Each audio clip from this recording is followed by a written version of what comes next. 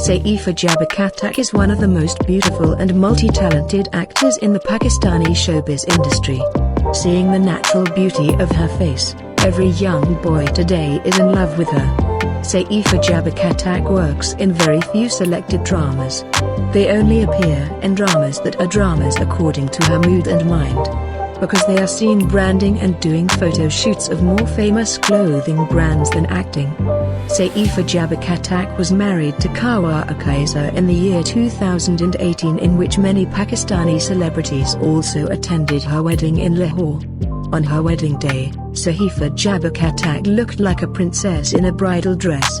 Saheefa Jabbar Khattak did a photo shoot for a famous clothing brand in which she looked very beautiful, but some people also said that she should not do such a bold dressing.